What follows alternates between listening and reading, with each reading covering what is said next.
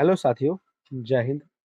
आज है 20 अप्रैल 2025। तो हम लोग 20 अप्रैल से संबंधित जितने भी करंट अफेयर्स क्वेश्चन बन सकते हैं, सभी का अध्ययन करेंगे और उससे संबंधित इंपॉर्टेंट फैक्ट को जानेंगे। तो चलिए शुरू करते हैं।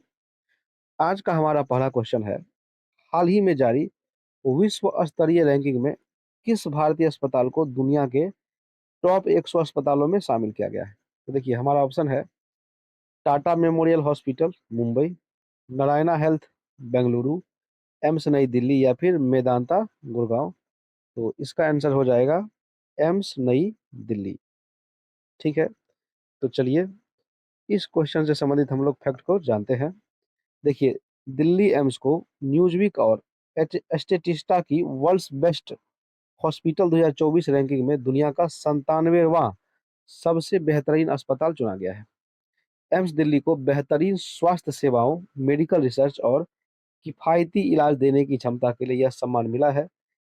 इस सूची में गुरुग्राम के मेदांता अस्पताल को 146वां और पीजीआई एमईआर चंडीगढ़ को 228वां स्थान जो है प्राप्त है।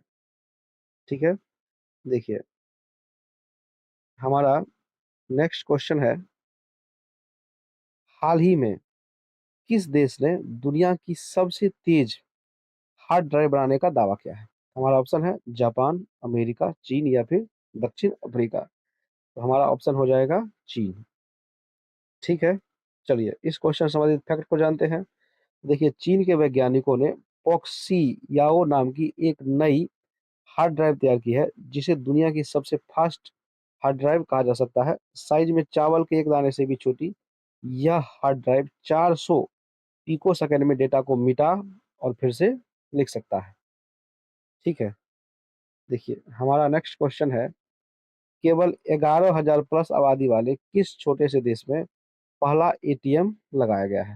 हमारा ऑप्शन है नाउरू, तुवालू, वेटिकन सिटी या फिर सैन मेरिनो। तो इसका आंसर हो जाएगा तुवालू।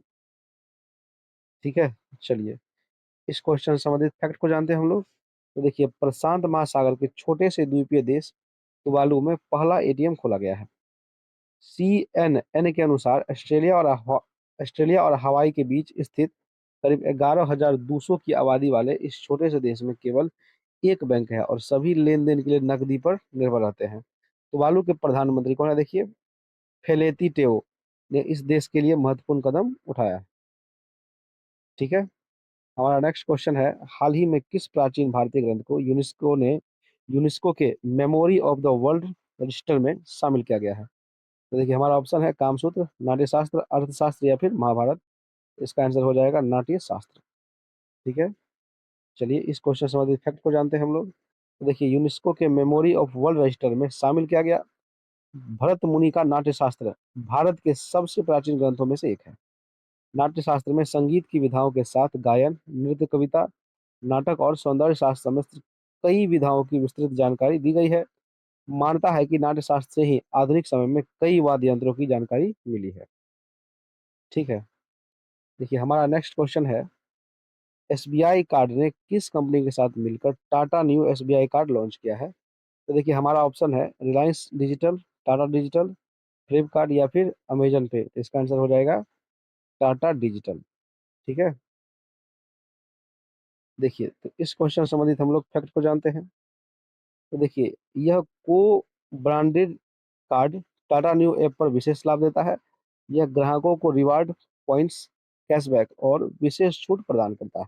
हमारा नेक्स्ट क्वेश्चन है, न्यूयॉर्क सिटी ने किस भारतीय नेता के नाम पर दिवस घोषित किया है? तो देखिए, हमारा ऑप्शन है महात्मा गांधी, पंडित नेहरू, डॉक्टर भीमराव अंबेडकर या फिर सरदार पटेल। इसका आंसर हो जाएगा डॉक्टर भीमराव अंबेडकर। ठीक है, चलिए इस क्वेश्चन से संबंधित फैक्ट को जानते हैं। तो देखिए क्या कर रहा है यहाँ पर।